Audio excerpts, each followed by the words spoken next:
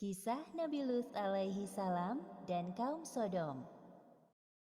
Kisah ini disebutkan beberapa kali dalam Al-Quran, salah satunya dalam surat Hud ayat 77 hingga 83. Diceritakan bahwa Nabi Lut alaihi salam diperintahkan oleh Allah Subhanahu wa Ta'ala untuk berdakwah kepada kaum Sodom yang telah melakukan penyimpangan besar.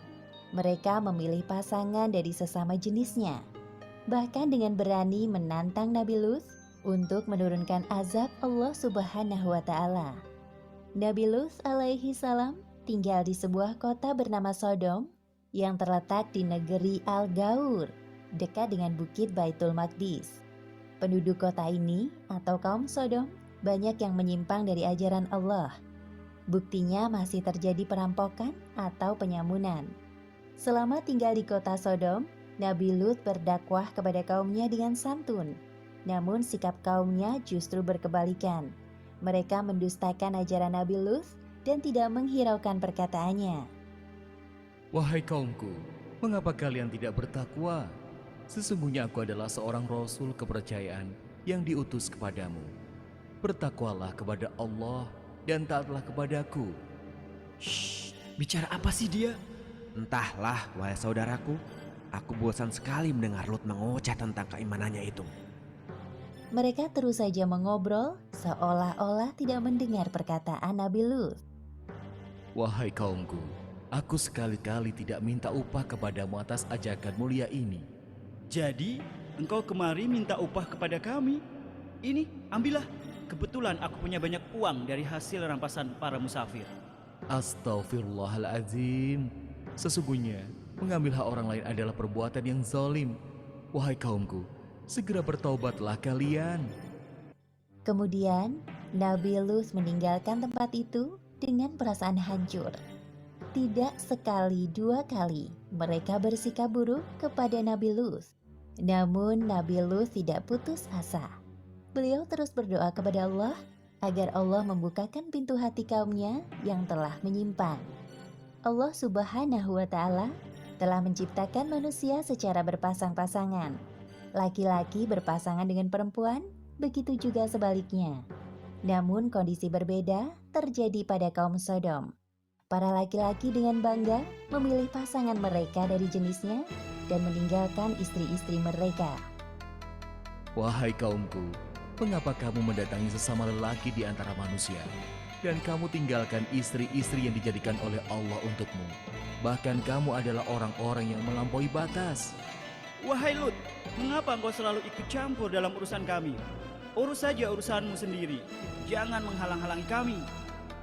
Kali ini Nabi Lut sangat geram melihat kelakuan kaumnya. Namun beliau mencoba menahan amarahnya. Sesungguhnya, kamu benar-benar telah melakukan perbuatan yang amat keji, yang belum pernah dikerjakan oleh seorang pun dari umat-umat sebelum kamu.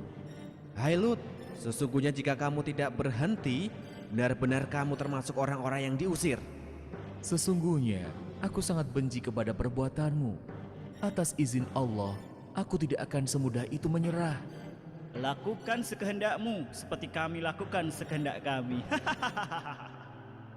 Kerusakan moral dan akhlak pada kaum Sodom ini sangat sulit diperbaiki karena mereka tidak menyertakan Allah dalam kehidupannya.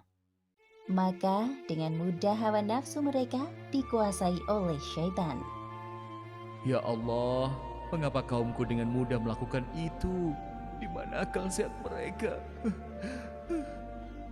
Kesedihan Nabi Lut semakin bertambah manakala menyaksikan bahwa istrinya telah melupakan Allah Subhanahu wa Ta'ala.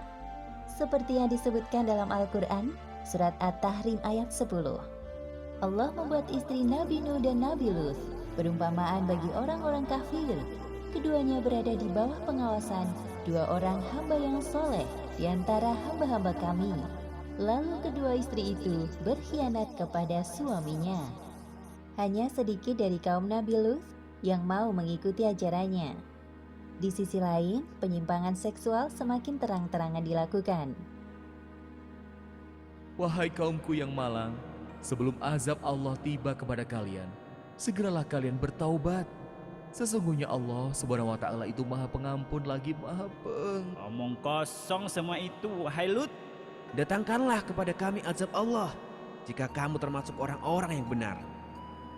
Nabi Lut tidak habis pikir dengan permintaan kaumnya. Kemudian dalam keputusasaannya, beliau memohon kepada Allah. Ya Tuhanku, tolonglah aku dengan menimpakan azab atas kaum yang berbuat kerusakan itu. Beberapa hari kemudian, datanglah 3 malaikat ke rumah Nabi Lut. Mereka menyamar sebagai manusia yang rupawan. Tidak ada yang mengetahui tamu Nabi Lut kecuali istrinya yang durhaka. Semoga kaumku tidak menyadari kedatangan mereka. Ya Allah, selamatkan tamu-tamuku ini. Namun istri Nabi Lut malah memberitahukan keberadaan tamu-tamu suaminya kepada kaum Sodom. Tak lama kemudian terdengar suara ketukan dari luar. Ya Allah, pasti itu mereka. Pada saat itu juga, para malaikat utusan Allah mengungkapkan jati diri dan tujuan mereka datang ke kota Sodom. Hai Lut, sesungguhnya kami adalah utusan-utusan Tuhan. Sekali-kali mereka tidak akan dapat mengganggu kamu. Sebab itu, pergilah dengan membawa keluarga dan pengikut-pengikut kamu yang tertinggal kecuali istrimu. Hah? Jadi kalian...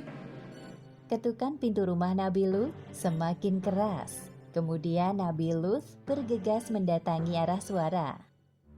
Buka pintunya wahai Lut, kami tahu engkau ada di dalam. Ada apa ini? Mengapa kalian bersikap seperti ini? Wahai Lut, kami dengar dari istrimu bahwa hari ini engkau kedatangan tamu-tamu yang rupawan. Sesungguhnya mereka adalah tamuku, maka janganlah kamu mempermalukanku. Jadi, engkau memang sengaja menyembunyikan mereka? Hah? Wahai kaumku, bertakwalah kepada Allah dan janganlah kamu membuat aku terhina. Banyak bicara, minggir kau. Atas perbuatan kaum Sodom ini, para malaikat itu membuat buta mata mereka. Hah? Ada apa dengan mataku ini? Kenapa aku tidak bisa melihat?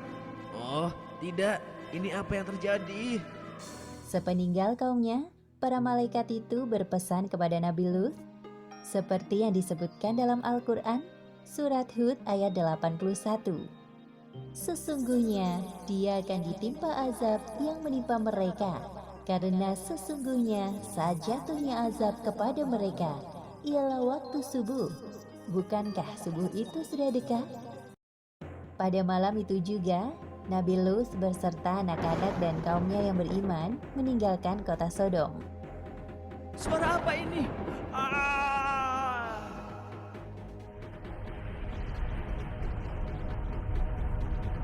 Akhirnya azab yang mereka tunggu-tunggu datang. Seperti yang disebutkan dalam Al-Quran, surat Hud ayat 82. Maka tatkala datang azab kami jadikan negeri kaum Lut itu yang ada di atas ke bawah, kami balikan, dan kami hujani mereka dengan batu dari tanah yang terbakar dengan bertubi-tubi.